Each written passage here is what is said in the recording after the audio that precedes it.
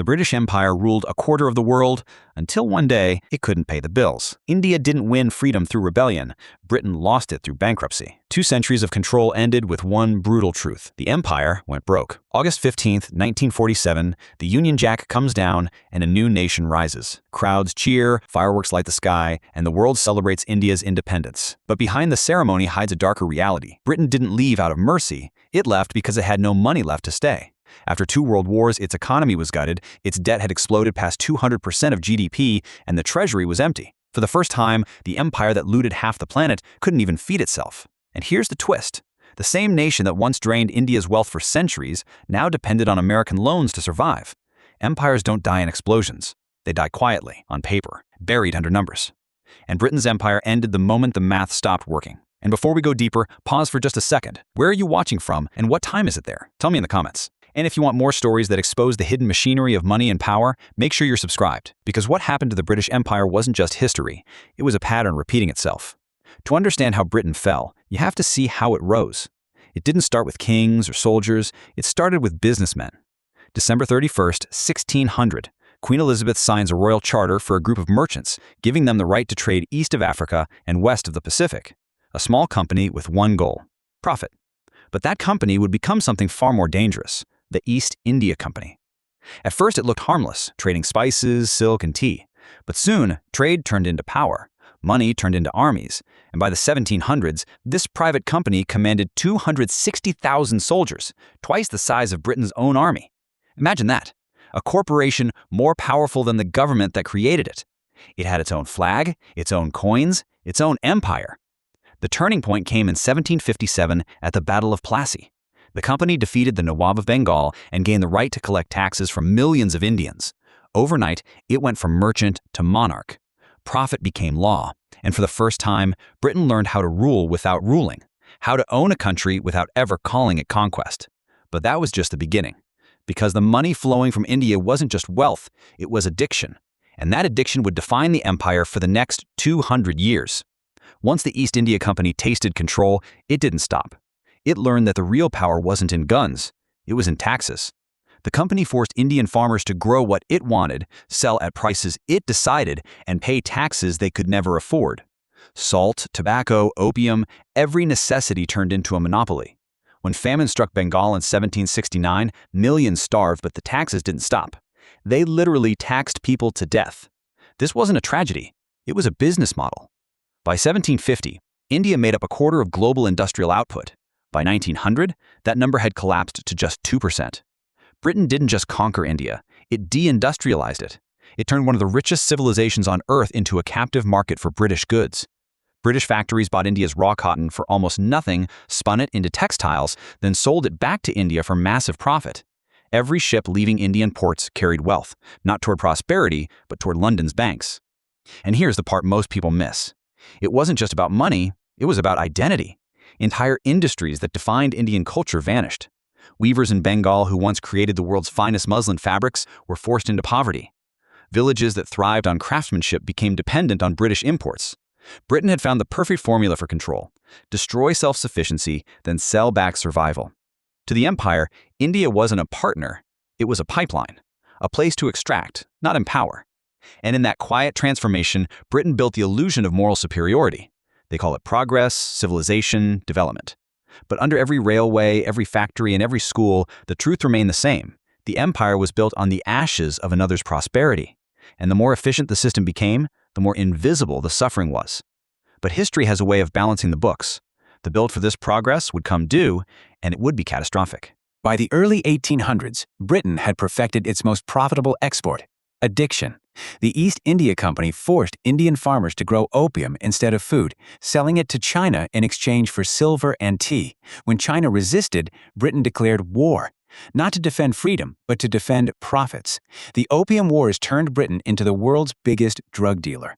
Cannons and contracts worked hand in hand. Every victory meant more debt for colonies and more wealth for London. The irony was brutal: a Christian empire funding itself by poisoning another civilization.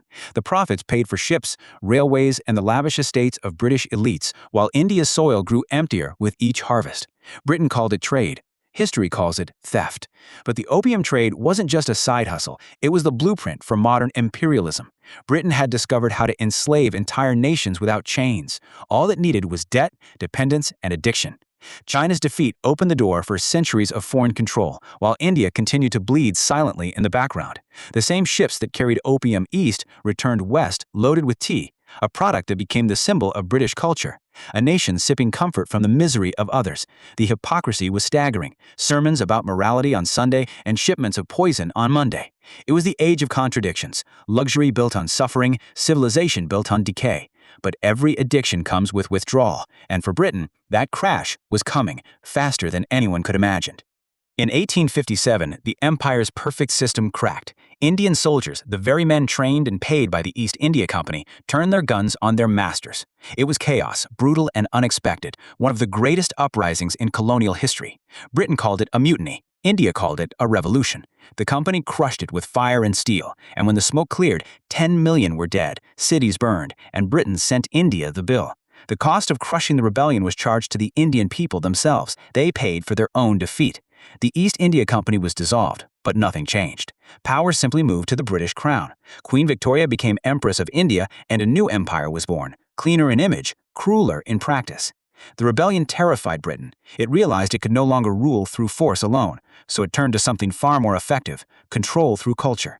The empire built schools to rewrite history, courts to redefine justice, and railways to move armies faster than ideas.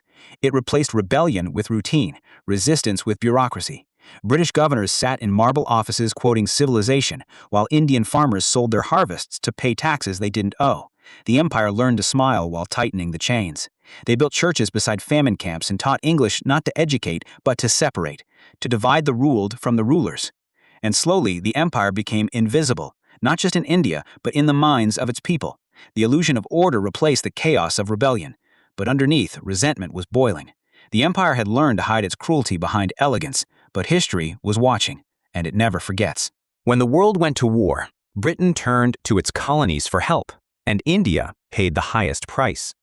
Over 1 million Indian soldiers fought for the empire in World War I, from France to Mesopotamia. Thousands never returned. India also shipped food, cotton, and steel, most of it paid for by Indian taxpayers.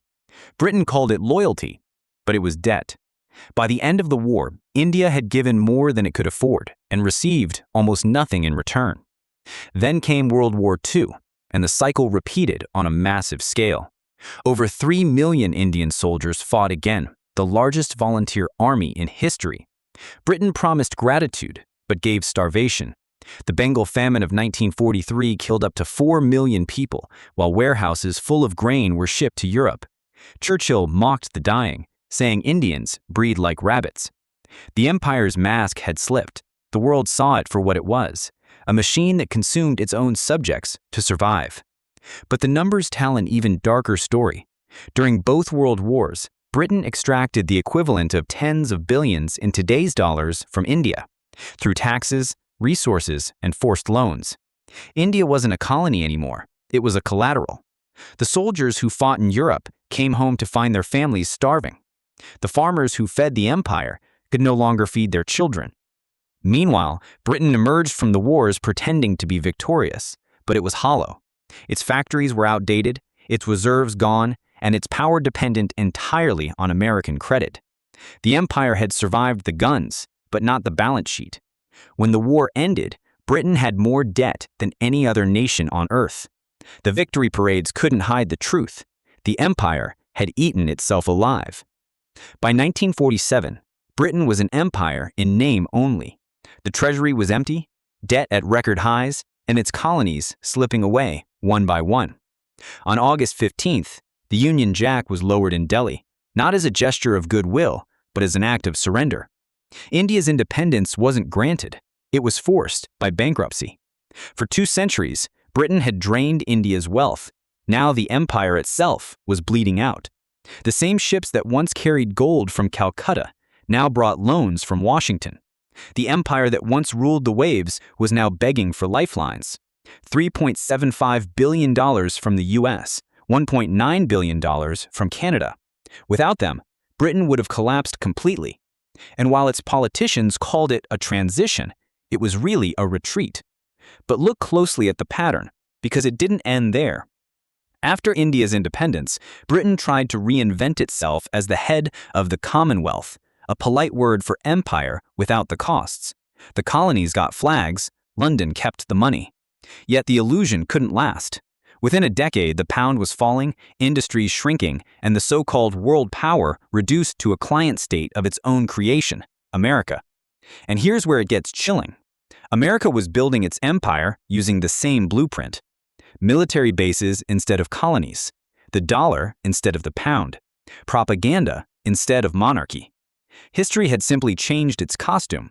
The lesson Britain refused to learn, that no empire survives endless debt and arrogance, was already being repeated across the Atlantic. The names changed, the cycle didn't. Empires never believe they're collapsing until they already have. Britain's sun didn't set in battle, it faded quietly under the weight of arrogance and debt. The same story echoes today. The United States stands where Britain once stood, the global banker, the military enforcer, the nation whose currency controls the world. But look closely. Debt climbing past GDP, endless wars funded on credit, and faith in a system that can't sustain itself. History doesn't repeat, it compounds. The British pound once ruled global trade, just like the dollar does now. And when that belief cracked, so did the empire. So ask yourself, what happens when the world stops believing in America's paper promises? What happens when the next great financial illusion breaks? Because when empires fall, it's never sudden. It's a slow bleed, masked by confidence, delayed by pride, and denied until it's too late. Britain learned that the hard way. And if history is right, America might be next. Subscribe for more stories that reveal the hidden history of money, power, and empires built on both.